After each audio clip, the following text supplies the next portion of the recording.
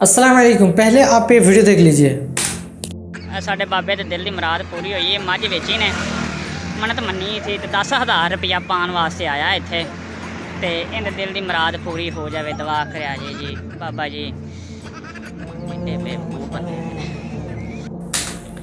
बिस्मिल्लाहिर्रहमानिर्रहीम। मेरे भाइयों, आपने वीडियो में जो देखी उसके पीछे एक बंदा जो बोल रहा है, उसके पीछे एक बंदा एक दरख्त के पास गया है और उस दरख्त के पास न कोई दरगाह है, न कोई मज़ार है और ना ही कोई रोज़ा है। तो मेरे भाइयों, दरख्त से लोग अक़ीदत वाबस्ता किए हुए हैं।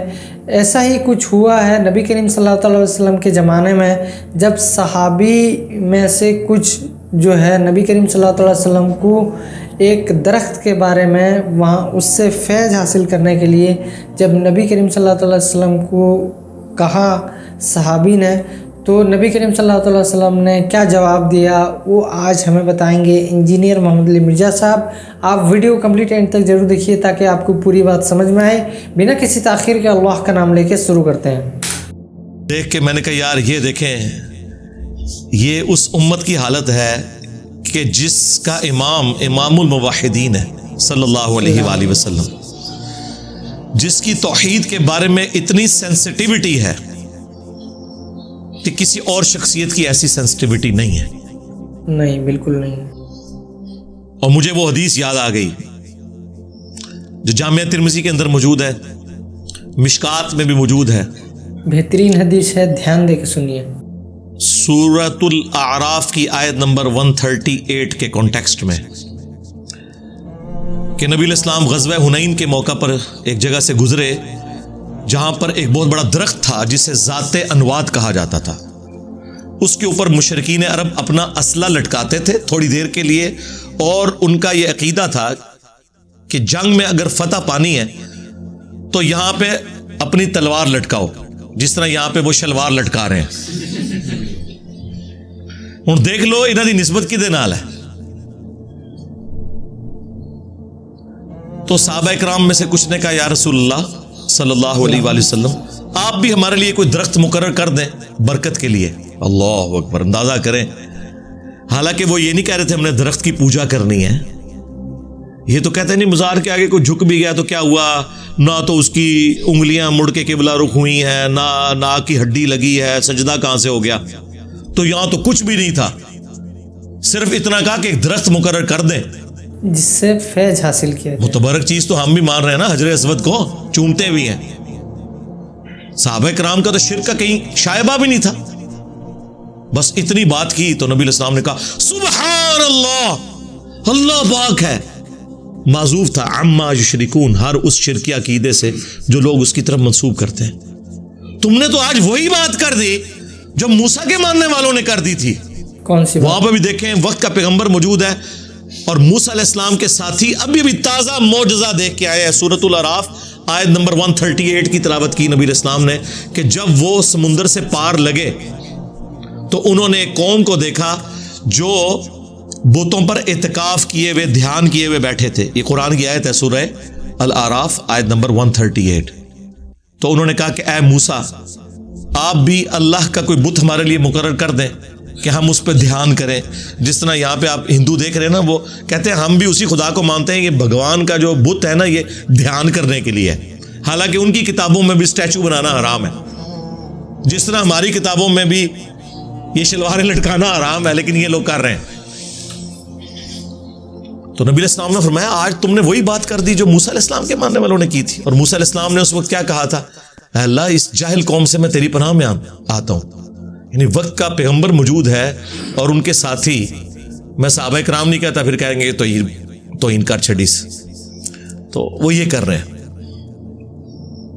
और ये फिर उन्होंने कर भी दिया। बाद में 70,000 यहूदी फिर कत्ल हुए इसी वजह से। 70,000 सहाबा हजरत मूसा के कत्ल इस वजह से हुए कि जब वो कोह तूर पे गए तो उन्होंने पीछे बछड़े का एक बुत बना लिया, माबूद बना लिया, सोना पिघला के सामरी ने उन्हें गुमराह किया। बल हो तो गए। और उनकी मुआफी फिर सूरह बकरा में आया कि मुआफी यह है कि अपनों को कत्ल करोगे, हर कबीले वाला अपने उन लोगों को कत्ल करेगा। कत्ल मुर्तद की सजा आई। फिर नबी इस्लाम ने उसी हदीस में अल्फाज हैं तिर्मिज़ी के آپ نے فرمایا کہ تم بھی اگلے لوگوں کے پیچھے چل پڑو گے، یعنی جس طرح اگلے لوگوں نے غلط کام کیے تم بھی وہی کام کرو گے۔ اور یہ جو اگلا حصہ ہے نا، یہ بخاری اور مسلم میں بھی ہے کہ اللہ کی قسم، یہاں پہ الفاظ موجود ہیں ترمذی میں، اللہ کی قسم تم بھی اگلے لوگوں کے طریقے پہ چل پڑو گے، اور بخاری مسلم کے الفاظ ہیں اللہ کی قسم تم بھی اگلے لوگوں کی پیروی شروع کر دو گے، قدم با قدم، بالشت بر بالشت، حتیٰ کہ ان میں سے کوئی گوہ کے سوراخ میں داخل ہوا تم بھی پیروی کرتے ہوئے یہی کام کرو گے۔ صحابہ کرام نے پوچھا یہ اگلے لوگوں سے مراد کیا یہود و نصارہ ہیں؟ آپ نے فرمایا اگر وہ نہیں مراد تو اور کون سے لوگ مراد ہیں؟ یعنی نبی علیہ السلام نے پہلے ہی فرما دیا کہ جو اگلی امتوں میں شرکیہ عقائد اور نظریات تھے اس درجے میں تو نہیں، لیکن اس کے قریب قریب اس امت میں بھی آ جائیں گے، جو آپ دیکھ رہے ہیں، اور وہ ہم دیکھ رہے ہیں اپنی آنکھوں سے۔ تم بھی اگلے لوگوں کی پیروی شروع کر دو گے۔ یہاں پہ دیکھ لیں کیا کچھ ہو رہا ہے۔ انہوں نے بھی اپنے مولویوں کو اپنا رب مانا ہوا تھا۔ سورہ التوبہ کی آیت نمبر 31، اتخذوا احبارہم ورہبانہم اربابا من دون اللہ، یہود و نصارہ نے اپنے علماء کو اور جوگیوں کو، راہبوں کو، صوفیوں کو اپنا رب مان لیا تھا اللہ کے مقابلے پر۔ اور اسی آیت کے کانٹیکسٹ میں ایک حدیث ہے جامعہ ترمذی کے اندر جو شاہ ولی اللہ دہلوی نے حجت اللہ البالغہ میں تقلید کے خلاف کوٹ کی ہے، عدی ابن حاتم رضی اللہ تعالیٰ، کہ عدی ابن حاتم رضی اللہ تعالیٰ عنہ مسلمان ہوئے، جو مشہور فیاض حاتم تائی کے بیٹے تھے، پہلے نصرانی تھے، تو کہنے لگے یا رسول اللہ قرآن میں ایک آیت ایسی ہے جو مجھے کھٹکتی ہے، مجھے اس کا فہم سمجھ نہیں آیا کیونکہ میں خود نصرانی تھا، ہم نے تو کبھی اپنے علماء اور بزرگوں کی پرستش نہیں کی تھی۔ تو آپ صلی اللہ علیہ وآلہ وسلم نے فرمایا کہ کیا تم اپنے علماء اور جوگیوں، صوفیوں، راہبوں کے کہنے کے اوپر اللہ کی حلال کردہ چیز کو حرام اور حرام کردہ کو حلال نہیں ٹھہرا لیتے تھے ان کے فتووں کے اوپر؟ تو انہوں نے کہا ایسا ہی تھا یا رسول اللہ۔ تو فرمایا یہی تو ان کو رب بنانا ہے، ان کو رب بنانا ہے۔ اب اس سے کیا مسئلہ کلیئر ہوا کہ قرآن و سنت کے دلائل کے مقابلے پر آپ نے بزرگوں کی بات نہیں ماننی، ورنہ آپ انہیں خدا مانے ہوئے ہیں، کیونکہ شریعت کا کسٹوڈین تو خدا ہے یا اس کے بہاف پہ اس کا پروفٹ ہے صلی اللہ علیہ وآلہ وسلم۔ اور دوسرا یہ بھی پتہ چلا جی جو آپ کو کہانیاں کراتے ہیں نا، علماء سے پوچھ پوچھ کے چلیں۔ اللہ تعالیٰ کے محبوب علیہ السلام کیا فرما رہے ہیں کہ علماء جو فرما رہے ہیں نا وہ قرآن و سنت سے پوچھ پوچھ کے چلنا ہے، کہ مولوی صحیح ہے کہنا کہ نہیں۔ آگے سے تو ادیب نے حاتم کو چاہیے تھا نا کہ یا رسول اللہ میں کوئی عالم دین تو نہیں تھا اس وقت، میں کیسے دیکھتا، یہ تو علماء کا کام ہے۔ اس کا مطلب مولوی جو بتائیں ریفرنس چیک کرنا ہے، یہی تو ہم کہہ رہے ہیں۔ ہاں کہ مرنے سے پہلے اے مسلمان کر لے اس پہ غور، کتابوں کا خدا اور ہے بابوں کا خدا اور، یہ اللہ کے نبی خود فرما رہے ہیں کہ ادیب نے حاتم تجھے کر لینا چاہیے تھا غور کہ کتابوں میں کیا نازل ہوا ہے اور بابے تیرے کچھ اور کہہ رہے ہیں۔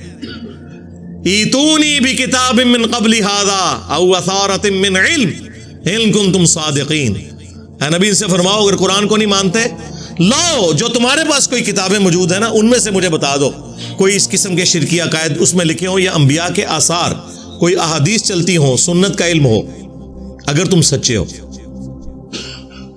ایتونی بکتاب من قبل ھذا، کتاب کا ذکر بھی آ گیا، او اثارۃ من علم، اور علم کے آثار، کتاب بھی اور علم بھی، اسی کو میں نے علمی کتابی کر دیا کہ نہ میں بابی نہ میں بابی، میں ہوں مسلم علمی کتابی۔ کہتے کتنے لکھے ہے جی؟ سورہ احقاف میں لکھا ہوا ہے۔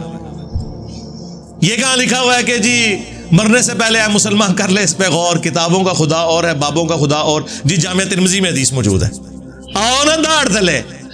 ہاں ویسے تو آپ کہتے ہیں جی دیکھیں جی ڈاکٹر اقبال نے تو حدیث کا ترجمہ کر دیا شعر کے اندر، وہ زمانے میں معزز تھے مسلمان ہو کر اور تم خوار ہوئے تارک قرآن ہو کر۔ یہ ترجمہ ہے مسلم شریف کی اس حدیث کا جو مشکات میں بھی ہے کہ اللہ تعالیٰ اس کتاب کی وجہ سے قوموں کو عروج دے گا اور اس کی وجہ سے زوال پذیر کرے گا، یعنی قرآن کی وجہ سے۔ مستقبل کی خبر تھی، لیکن ڈاکٹر اقبال کے زمانے میں یہ سب کچھ ہو چکا تھا، انہوں نے اسے ماضی بنا دیا۔ وہ زمانے میں معزز تھے مسلمان ہو کر، تم خوار ہوئے تارک قرآن ہو کر. تو سرکار ڈاکٹر اقبال جی حدیثاں کا ترجمہ کرتا ہے تو انجینئر صاحب نہیں کر سکتے؟ میرے دیکھ لیں یہ سارے جتنے اشعار اور سلوگن ہیں یہ احادیث کے ترجمے ہیں. یہ عدی ابن حاتم کی جو حدیث اتخذوا احبارہم ورہبانہم اربابا من دون اللہ، یہ اس کا ترجمہ ہے کہ مرنے سے پہلے اے مسلمان کر لے اس پہ غور، کتابوں کا خدا اور ہے بابوں کا خدا اور. اگرچہ بابے اسی خدا کو مانتے ہیں لیکن ان کوالٹیز کے ساتھ نہیں مانتے جو کتابوں کے اندر آئی ہیں. اور نہ میں وابی نہ میں بابی، میں ہوں مسلم علمی کتابی. کہتے ہیں نہیں علمی کتابی وہی وہ اس کی صفت ہے ہم مسلم ہیں. علمی کتابی اس لیے کہتے ہیں کہ قرآن میں ایتونی بکتاب من قبل ھذا او اثارۃ من علم. اور المستدرک للحاکم میں حدیث ہے، اپنے بعد دو چیزیں چھوڑ کے جا رہا ہوں، قرآن اور تمہارے نبی کی سنت. تو کتابوں کے حوالے حضور کر کے گئے ہیں صلی اللہ علیہ وآلہ وسلم. اور غدیر خم پہ صحیح مسلم میں 4 احادیث ہیں. قرآن کو پکڑ لینا، اس میں ہدایت ہے، نور ہے، یہ اللہ کی رسی ہے، جو اسے پکڑے گا ہدایت پہ ہوگا، جو چھوڑ دے گا گمراہ ہو جائے گا. اور دوسری بھاری چیز میرے اہل البیت ہے، ان کے معاملے میں تمہیں اللہ کا خوف دلاتا ہوں. یہ جملہ 3 دفعہ آپ نے ریپیٹ کیا. اللہ کے فضل سے اس پلیٹ فارم سے توحید بھی قرآن کی بیان ہو رہی ہے اور اہل البیت کا بھی دفاع ہو رہا ہے. باقی سب نے ٹکڑوں میں دین لیا ہوا ہے. کل حزب بما لدیہم فرحون، ہر فرقہ خوش ہے جو اس نے ٹکڑے کا دین لیا ہوا ہے. یہاں پہ ٹوٹیلٹی میں دین بیان ہو رہا ہے. اہل حدیث نے توحید بیان کی قرآن والی، اہل بیت پہ آگے ان کی موت ہو گئی. اہل تشیع نے اہل بیت کا دفاع کیا، اگرچہ اس میں غلو بھی کیا لیکن دفاع تو کیا، لیکن توحید کے معاملے میں آگے موت ہو گئی. اہل البیت کے ساتھ وہ عقیدے منسوب کر دیے جو اللہ کا حق تھا. یہ وہ پلیٹ فارم ہے جہاں پہ کبھی ریڈ لائن کراس نہیں ہوتی. توحید گج بج کے بیان ہوگی اور اہل البیت کا بھی دفاع ہوگا لیکن کوئی ریڈ لائن کراس نہیں ہوگی اللہ کے فضل سے الحمدللہ. تو وہ مجھے وہ شلوار شاہ سے یاد آیا کہ وہ شلواریں لٹکا رہے ہیں اور نبی علیہ السلام نے تو کوئی درخت مقرر نہیں کیا. آپ نے فرمایا کہ تم نے تو آج وہی بات کر دی جو موسیٰ علیہ السلام کے ماننے والوں نے کر دی تھی. تو نبی علیہ السلام کی آپ احتیاط کا لیول دیکھیں. آپ علیہ السلام نے اس درخت مقرر کرنے کو یعنی شرک کے ساتھ تشبیہ دے دیا. اس کو تو چھوڑ دیں، رسول اللہ نے اپنی قبر کے بارے میں فرمایا، مسند احمد میں حدیث ہے، اللہم لا تجعل قبری وثنا یعبد، اے اللہ میری قبر کو وہ بت نہ بننے دینا کہ لوگ اس کی عبادت شروع کر دیں. رسول اللہ نے اپنی قبر کو بت کہہ دیا. ہمارے لیے تو اس پلانٹ ارتھ پہ رسول اللہ کی قبر مبارک سے زیادہ کوئی عزت اور احترام والی جگہ نہیں ہے، کوئی دنیا کی قبر اس کا مقابلہ نہیں کرتی. لیکن نبی علیہ السلام فرما رہے ہیں اگر اس کے ساتھ بھی کوئی عقیدہ منسوب کرو گے تو وہ شرکی عقیدہ ہے. اسی لیے بخاری اور مسلم دونوں میں حدیث ہے، سیدہ عائشہ سلام اللہ علیہا ہماری ماں کہتی ہیں کہ نبی علیہ السلام کے آخری دن چل رہے تھے بیماری کے، وفات سے کچھ عرصہ پہلے. آپ کو جب تکلیف ہوتی تو آپ اپنے چہرہ مبارک سے چادر کو ہٹاتے اور بار بار ایک جملہ بولتے، لعن اللہ الیہود والنصارى اتخذوا قبور انبیائہم مساجدہ، اللہ کی لعنت ہو یہود و نصارہ پر جنہوں نے اپنے نبیوں کی قبروں کو سجدہ گاہ بنا لیا تھا. اور اما عائشہ کے آگے الفاظ ہیں بخاری مسلم میں کہ اگر ہمیں یہ ڈر نہ ہوتا کہ لوگ رسول اللہ کی قبر پہ سجدے شروع کر دیں گے تو ہم رسول اللہ کی قبر کو زیارت کے لیے اوپن کر دیتے، یعنی میں اپنے حجرے کی دیوار گرا دیتی، جب جس کا دل کرے وہ قبر رسول پہ حاضر ہوتا. لیکن ہمیں ڈر تھا کہ رسول اللہ ہمیں ڈرا رہے تھے. ادھر تو اما عائشہ کو کسی نے کہا کہ شرک تو ختم ہو چکا ہے. اس کے اوپر میں نے پوری ویڈیو ریکارڈ کروائی ہے جنہوں نے آؤٹ آف کانٹیکسٹ بات کی ہے. مجھے اپنے بات تم سے شرک کا خوف نہیں، وہ پوری ایک ڈاکٹرین ہے جو میں نے بیان کی ہے، وہ آپ میری ویڈیو دیکھ لیں. تو میرے بھائی امید ہے کہ آپ کو یہ بات سمجھ میں آئی ہوگی کس طرح جو درخت سے منت مانگتے ہیں یا درخت سے کسی طریقے کا عقیدہ وابستہ کرنا کتنا بڑا جرم ہے.